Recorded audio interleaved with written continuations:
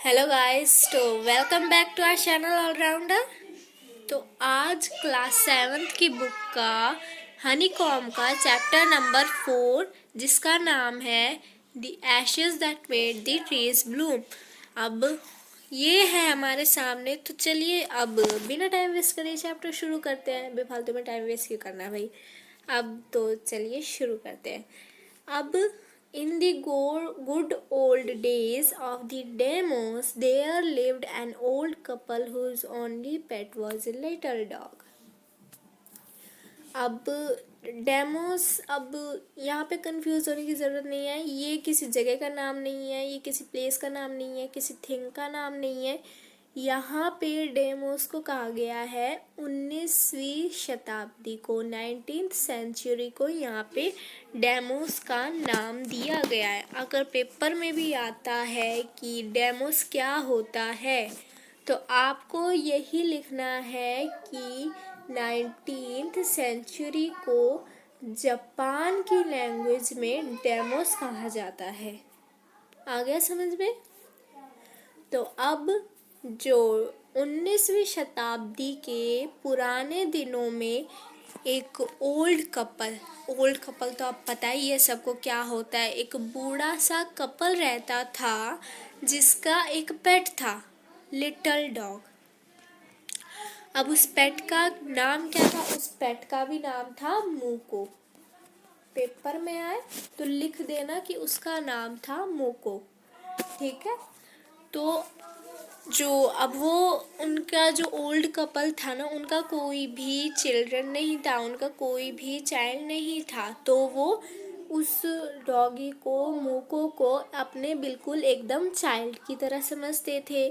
अब जो वो बूढ़ी सी औरत थी उसने उसके लिए, मोको के लिए एक कुशन बनाया था अपने हाथों से कुशन बनाया था, जिसपे जो वो जैसे थक जाता था या कभी कभी मतलब उसका आराम करने का मन करता होगा भाई। अब आराम तो सभी करते हैं ना, तो डॉग भी, उसका भी आराम करने का मन करता ही होगा। तो वो भी जब वो उस पे आके बैठ जाता था, और वो पता कैसा लगता था, डॉग होके भी वो एक कैट की तरह लगता था। मतलब जब वो उस पे बैठ जाता था ना, तब वो कैट की तरह लगता था, ना कि एक डॉग की तरह। आगे समझ में? तो हम जो वो दयालु लोग थे वो बिल्कुल भी उसके साथ भेदभाव नहीं करते थे। उसे ऐसा समझते थे जैसे वो उन्हीं की फैमिली का कोई एक हिस्सा है। तो अब वो जैसे भी अगर फिश बनाते थे तो फिश खिलाते थे उसको, चावल बनाते थे तो चावल खिलाते थे। और खिलाते किससे थे? जिस चॉपस्टिक से वो खुद खाना खाते थे ना, उसी चॉपस्टिक से वे मूकों को खिलाते थे। मतलब कि कोई भी भेदभाव वो मूकों के साथ नहीं करते थे। आ गया बात समझ में? अब वो जो बूढ़ा सा आदमी था, अब काम तो सभी करते हैं, तो वो बूढ़ा सा आदमी भी काम करता था। वो था एक राइस फार्मर था। वो राइस फार्मर क्या था? वो राइस फार्मर। आ गया बात समझ में? मतलब कि वो चावल की खेती करता था, ठीक है। तो अब जब वो चावल, अब हर इंसान यही कोशिश करता है कि मैं अपना काम हमेशा मेहनत से ही करूं, तो वो फार्मर भी हमेशा यही कोशिश करता था। तो जब तक वो ओ तेंतो सामा, मतलब कि अब ये कंफ्यूज मत होना कि यहाँ पे ओ तेंतो सामा कहाँ किसे गया है। तो यहाँ पे जो सन होता है ना, सन तो पता ही है सन क्या होता है, SUN सन। तो सन जो होता है ना, उसको यहाँ पे ओ तेंतो सामा का नाम दिया गया है, ठीक है। उसे सन ना कह के ओ तेंतो सामा का नाम दिया गया है। अगली बात समझ में? तो अब जब तक वो सूरज ढल नहीं जाता था, जब तक ओ तेंतो सामा ढल नहीं जाता था, तब तक वो अपने खेत में काम करता ही रहता था, लगातार काम करता ही रहता था। और हमेशा जो वो, और जो उसका मतलब जब वो काम पे जाता था ना, तो वो अकेले नहीं जाता था, उसका डॉग उसके साथ जाता था। वो हमेशा यही कोशिश करता था कि भाई मेरे पैरों के नीचे कोई भी कीड़ा कुचल कर मर ना जाए। तब For the old fellow was patient and kind to everything that had life, and often turned up a sword on purpose to give food to the birds. अब जो वो बूढ़ा सा आदमी था वो बहुत ही धैर्यवान, बहुत ही दयालु था। अब उधर कहीं कंफ्यूज मत हो जाना जब पेपर में अगर कभी आए कि जो वो बूढ़ा सा आदमी था उसकी कोई भी 2 विशेषताएं बताओ, तो यही बता देना भाई कि पेशेंट था वो और काइंड था। बस वो बहुत ही ज़्यादा पेशेंट और वो बहुत ही ज़्यादा काइंड था। अब जो मतलब वो देख के चलता था कि उसके पैरों के नीचे कोई कीड़ा ना कुचल जाए। जब वो जाता था तो वो बर्ड्स के लिए भी खाना लेके जाता था। अब एक दिन क्या हुआ, जो वो खेती कर रहा था, अपना काम बहुत मेहनत से कर रहा था। डॉग जो था उसके पास भागता हुआ आया और बैठ गया ज़मीन पे। अब उसने सोचा कि जो वो डॉग है उसके साथ खेलना चाहता है, पर ऐसा नहीं था। डॉग कुछ और कहना चाहता था पर वो उसकी बात समझ ही नहीं पा रहा था। तो अब थोड़ी देर तक तो उसे समझ में ही नहीं आया। तब फिर वो जो डॉग था ना वो उसके चारों तरफ भागने लग गया ताकि वो उसे बता पाए कि उसे वो क्या बोलना चाहता है वो। ठीक है, तो जब वो भागने लग गया तब फिर वो क्या हुआ, थोड़ा आगे गया। तब वो जो आदमी था, मतलब जो वो बूढ़ा सा आदमी था, उसने भी उसको फॉलो करा। तो थोड़ी दूर, मतलब थोड़ी सी दूर जाके एक प्लेस आया जहाँ पे जो वो डॉग था ना वो खोदने लग गया। अब जो वो आदमी था उसने क्या सोचा कि वो जो डॉग है वो या तो किसी हड्डी के लिए भाग रहा है, या मतलब किसी हड्डी के लिए खोद रहा है, या फिर किसी फिश के लिए खोद रहा है। तब तब इस चक्कर में वो भी उसके साथ खुदवाने लग गया। पर थोड़ा सा खोद के उसे पता है क्या दिखा, उसे दिखा कि उसके सामने सोने के सिक्के पड़े हुए हैं। मतलब अब वो डॉग कितना इंटेलिजेंट था, उसने सोने के सिक्के ढूंढ निकाले थे, है ना। तो अब जब उसने सोने के सिक्के भी ढूंढ लिए अब, है ना, तब अब आगे आगे यहाँ पे अब 1 घंटे में वो जो कपल था वो अमीर बन गया।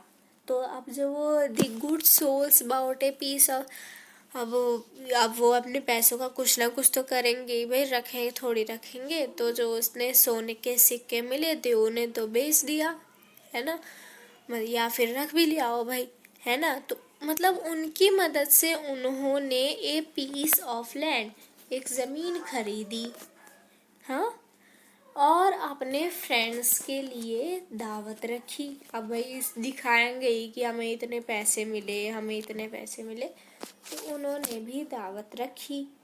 अब एज फॉर द नहीं रुको हाँ, as for the dog they petted him till they nearly smothered him with kindness. और वो अपने डॉग को भी शाबाशी देने लगे। अब जो भी वो रिच हुए, किसकी वजह से हुए, डॉग की वजह से ही हुए ना। तो now in the same village there lived a wicked old man and his wife, not a bit sensitive and kind. कितना बड़ा है ये चैप्टर, ओके।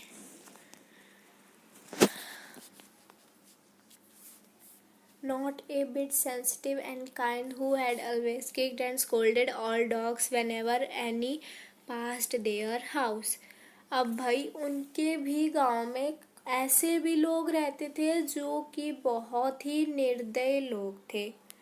एक बूढ़ा सा आदमी था और एक वाइफ थी जो कि बिल्कुल भी दयालु नहीं थे। मतलब कि अगर उनके घर के सामने से कोई डॉग भी गुजर जाता था ना, उनके घर के सामने से कोई डॉग गुजरता था तो वो उसे प्यार नहीं करते थे, वो उसे मारते थे उस डॉग को। अब बताओ, वो उनके घर के आगे से ही तो निकला है, उसे भी वो डॉग को मारते थे। अब ये कोई बात थोड़ी होती है, तो वो डॉग को भी मारते थे और उस डॉग ने कुछ उसका बिगाड़ा थोड़ी था।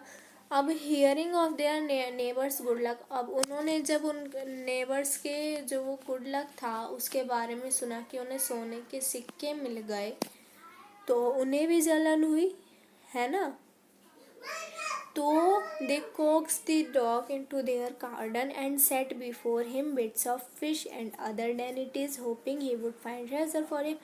फिर जो वो ओल्ड कपल था, अब उन्होंने दिमाग लगाया और उन्होंने पता है क्या करा, वो जो डॉग था ना उसको गार्डन में लेके गए और उसके सामने फिश, राइस ये सब पटक दिए कि मतलब इसके लालच से वो उन्हें खजाना ढूंढ के दे। पर अब क्या हुआ देखो, but the don't be afraid of the cruel pair would never heat और नॉर मूव। अब वो जो पेयर था वो डर गया, मतलब जो डॉग था वो पेयर से डर गया। तो उसे समझ में आ गया कि भाई ये तो है ना कोई चाल चल रहे हो, तो वो डर गया इस चक्कर में, ना तो उसने खाना खाया और ना ही वो वहाँ से हिला। अब भाई डर के चक्कर में होता है ना, हम समझ ही नहीं पाते हमें क्या करना चाहिए क्या नहीं करना चाहिए, तो वो भी डर गया जिसकी वजह से वो हिला भी नहीं और खाना तो उसने खाया ही नहीं। अब then they dragged him out of the doors, taking a spade of them. तो जो मतलब जो वो पेयर था, जो वो ग्रीडी पेयर था, उसने क्या करा, जो वो डॉग था ना उसको गेट से बाहर लाए घसीटते हुए, है ना। और मतलब कि then they dragged him out of doors, taking a spade and hoe with them. अच्छा नहीं, इसका जो ग्रीडी कपल था ना वो गेट से बाहर आए और वो क्या लेकर आए, स्पेड, कुल्हाड़ी लेकर आए, ठीक है, ताकि अब जिससे खोद सके अगर वो कुछ बताए, है ना। तो no sooner had the dog got near a pine tree growing in the garden then he began to paw and scratch the ground as if a mighty treasure lay beneath. तो अब जो वो डॉग था ना वो एक pine tree था उधर गया। अब भाई उसे समझ में ही नहीं आ रहा था क्या करूं, तो वो क्या करा, पाइन ट्री के पास चला गया और वहाँ पे खोदने लग गया, जैसे उसने उसके मालिक के केस में करा था, तो वो वहाँ पे खोदने लग गया है, खोदने लग गया। अब जो और फिर किधर गए, garden then he began to paw and scratch the ground as if a मतलब कुछ इस तरीके से कि उसके नीचे कोई खजाना छुपा हो। तो quick wife hand me the spade and ho cried the greedy old fool as he danced with joy. तो जो वो मतलब जो कपल था ना वो मतलब कि अरे यार जो कपल था ना वो, तो उसमें जो वो आदमी था उसने अपनी जो वाइफ थी ना उससे बोला कि जल्दी करो मुझे एक स्पेड और एक हो दो। तो ऐसा उसने बोला और वो खुशी से जो था नाचने लग गया। भाई उसे तो बहुत खुशी हुई कि भाई उसे तो खजाना मिल गया। तो अब then the covetous old fellow with a spade and the old crone with a hoe began to dig, but there was nothing but a dead kitten, the smell of which made them drop their tools and shut their noses. तो जो अब यहाँ पे जो ये word है ना कोवेटस, इसका मतलब है ग्रीडी, मतलब कि लालची। अब यहाँ पे भी देखो, यहाँ पे लिखा है कोवेटस मतलब ग्रीडी मतलब लालची। आ गया समझ में।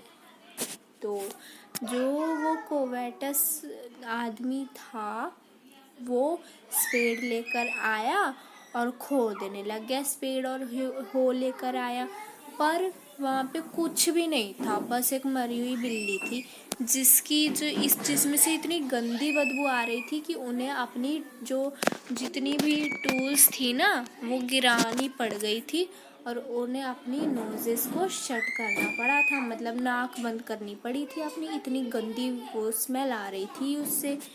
तो जो Furious at the dog, the old man killed and beat him to death, and the old woman finished the work by nearly chopping off his head with the sharp hoe. They then flung him into the hole and heaped the earth over his carcass. अब वो जो dog था ना, उससे बदला लेने की वजह से, अब देखो उसे कितनी बेरहमी से मारा था। जो डॉग था उससे बदला लेने की वजह से जो वो बूढ़ा आदमी था, जो वो ओल्ड मैन था, उसने क्या करा, उसको मतलब कि जो ओल्ड मैन था ना, उसने उसको, जो डॉग था ना, उसको इतना मारा कि वो मर गया। और जो फिर जो वो ओल्ड वुमेन थी ना, वो उसने जो वो केस था वो कैसे फिनिश करा। जो उसका सर था ना, डॉग का सर जो था, उसको चॉपर होता है ना, चॉपर, उससे इतने पीसेस में काट दिया था, मतलब बहुत छोटे छोटे बहुत सारे पीसेस में काट दिया था। तो chopping off his head with the sharp hoe, then flung him into the hole and heaped the earth over his carcass. तो उन्होंने क्या करा, एक गड्ढा सा खोद के उसमें उस जो वो डॉग था ना, उसकी बॉडी को दफन कर दिया। तो और फिर ये केस को पूरा फिनिश कर दिया। ठीक है, इतना आ गया समझ में। अब the owner of the dog heard of the death of his pet and mewing of him as if he had been his एक मिनट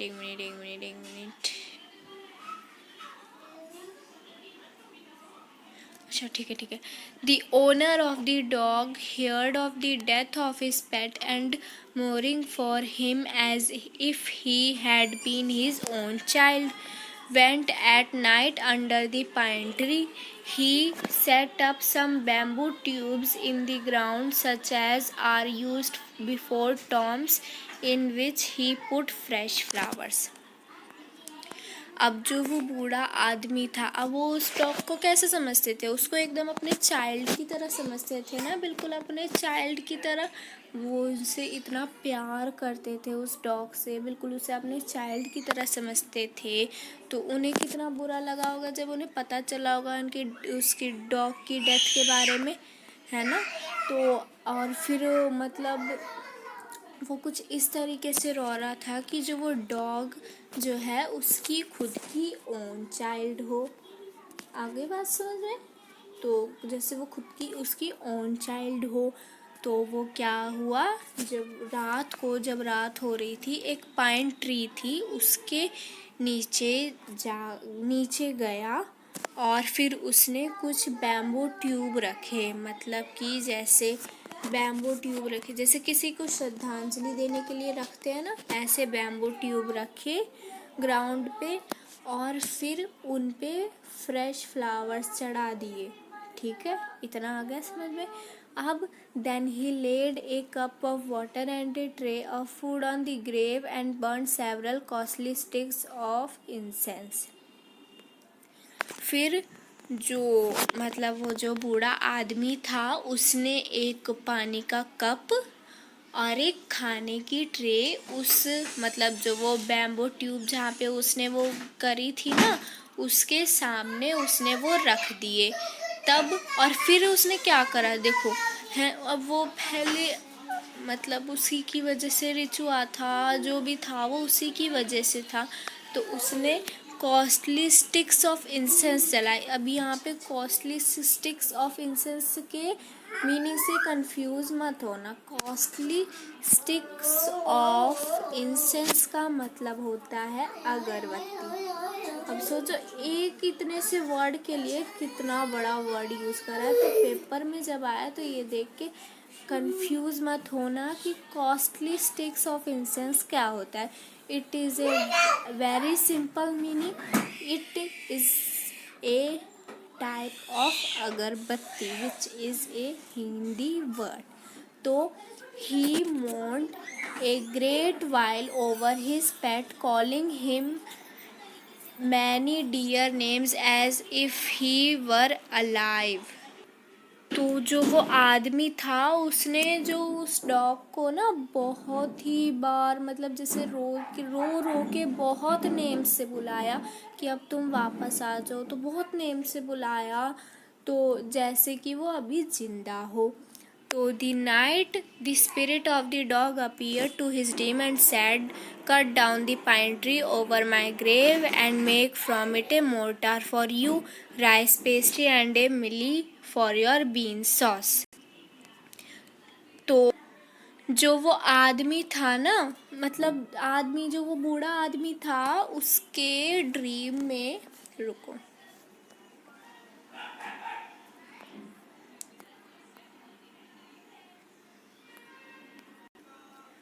तो जो वो आदमी था, एक मिनट रुको. तो जब वो आदमी था ना, जब वो रात को सो रहा था, मतलब वहाँ पे से आ गया था वो, तो जब वो रात को सो रहा था तब जो वो डॉग था वो उसके ड्रीम में आया. और ड्रीम में आके उसने क्या कहा कि जो मेरी ग्रेव पे जहाँ पे तुमने ये 5 बैम्बू जो ये करे हैं, मतलब 5 बैम्बू ग्राउंड में दफनाए हैं, उन उसके पास में जो एक वो पाइन ट्री है ना, उसको तुम काट दो, ठीक है.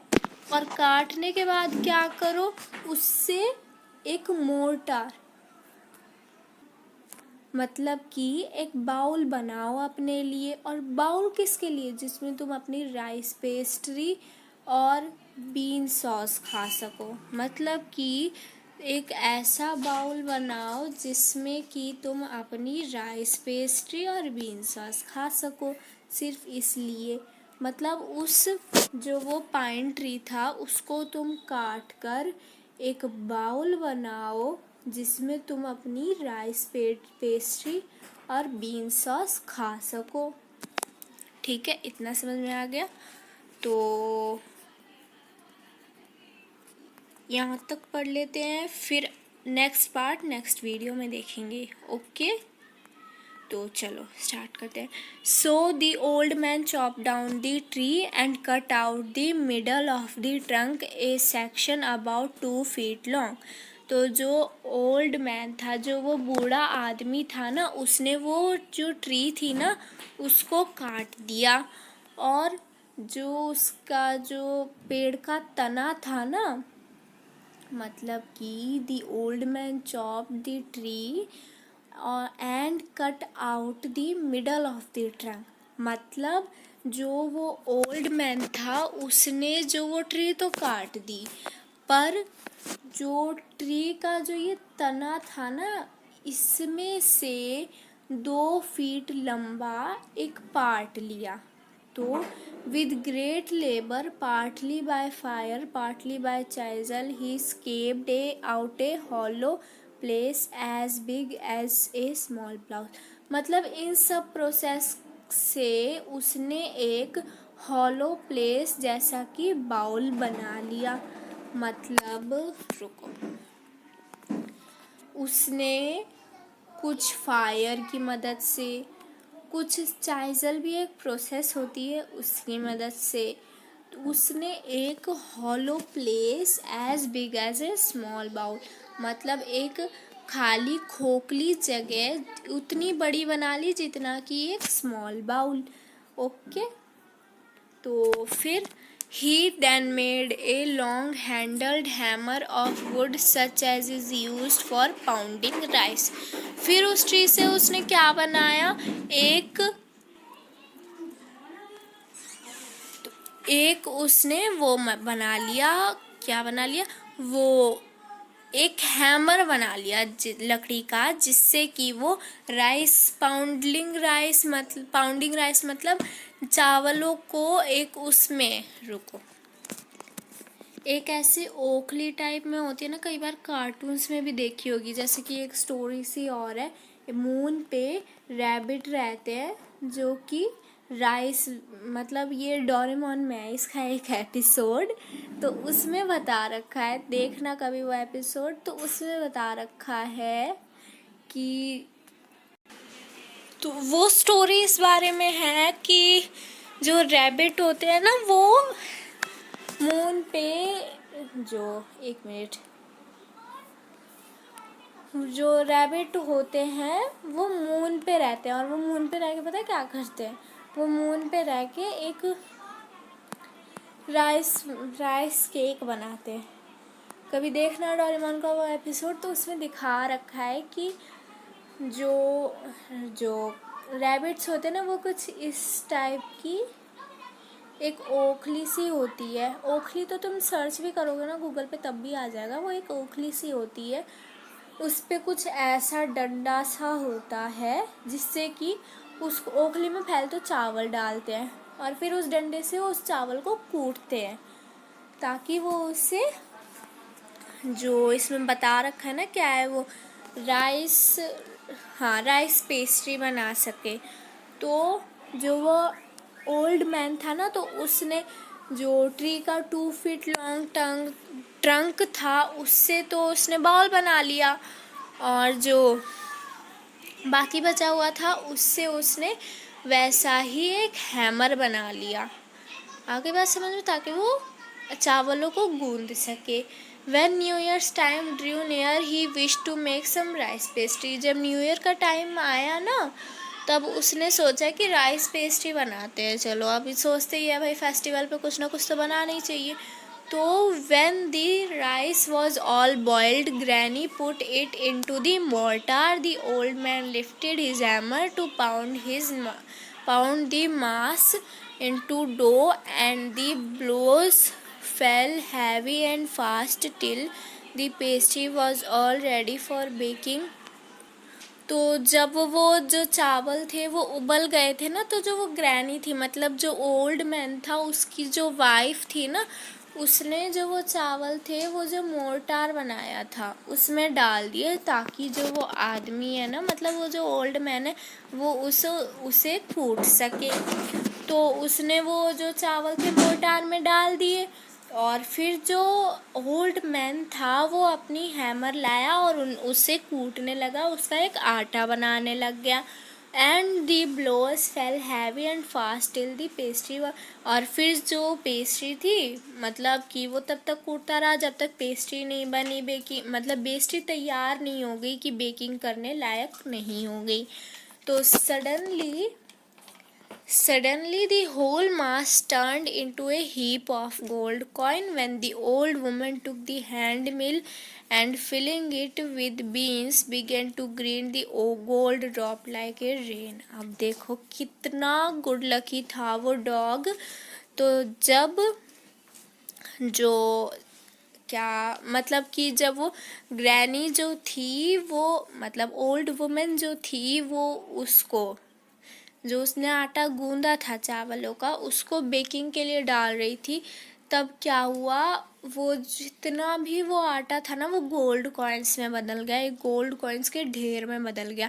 तो जब ओल्ड वुमेन ने वो मुट्ठी भर लिया, तो वो पता है कैसे गिरने लगे, जैसे सोने की बारिश हो रही हो। अब meanwhile the envious neighbor peeped in at the window when the boiled beans were being ground. तो जो वो नेबर था ना वो जल गया, वो खिड़की से ये सब कुछ देख रहा था जब ये सोने के सिक्के गिरे थे, मतलब उसने पूरी ये प्रोसेस देखी थी। तो गुडी मी cried the old hag as she saw each dropping of sauce turning into yellow gold, until in a few minutes the tub under the mass mill was full of shining mass of gold. तो उसने ऐसा कहा कि गुडी मी, मतलब वो रोने से लग गई, वो जो ओल्ड वुमेन थी, जब उसने देखा कि ये जैसे ये सॉस था, मतलब ये जो कैसे गोल्ड में चेंज हुआ, सॉस भी तो हो गया था, उसी की तो बारिश हो रही थी। तब कुछ ही मिनटों में जो वो the tub under the mill was full of शामद, कुछ ही मिनटों में जो वो मिल के नीचे जो वो टब रखा था वो कैसे गोल्ड से भर गया। So the old couple were rich again. तो जो ओल्ड कपल थे वो फिर से रिच हो गए। उनके तो मज़े हो गए भाई, अब तो उनके पास और भी पैसा आ गया दोबारा से। The next day the stingy and wicked neighbour came and borrowed the mortar and magic mill. अब जो वो लालची नेबर थे ना, वो नेक्स्ट डे फिर से आ गए परेशान करने के लिए, परेशान पड़ोसी की तरह। इतने ग्रीडी नेबर थे, वो फिर से आ गए। तो उन्होंने क्या करा, उन्होंने मोटर और मैजिक मिल उनसे बोरो करी, मतलब कि उनसे उधार ली कुछ समय के लिए। तो they filled one with boiled rice and the other with beans. तो उन्होंने क्या करा, एक को तो उबले हुए चावल से भर दिया और एक को बीन्स से भर दिया। Then the old man began to pound and the women to grind. तब उन्होंने बिल्कुल वैसा ही करा जैसा देखा था।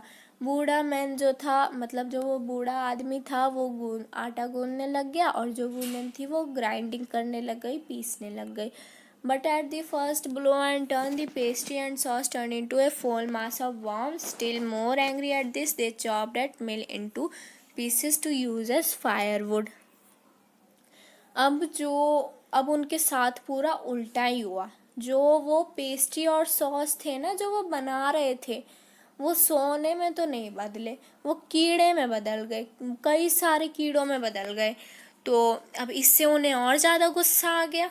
तो उन्होंने क्या करा, वो जो मिल थी ना जो वो लेकर आए थे, उसे कई सारे पीसेस में चॉप कर दिया, कई सारे पीसेस में काट दिया। तो आ गया इतना समझ में। अब ये जो नेक्स्ट पार्ट है, जो और नेक्स्ट पार्ट को अब हम नेक्स्ट वीडियो में देखेंगे। ये वीडियो वैसे भी बहुत बड़ी हो गई है, तो आई होप कि आपको ये पूरी वीडियो अच्छे से समझ में आई होगी। अगर कोई पॉइंट ना समझ में आए तो वो कमेंट बॉक्स में ज़रूर बताइएगा, और वीडियो को लाइक और सब्सक्राइब और शेयर करना तो बिल्कुल मत भूलिएगा। तो thank you, I see you in the next video.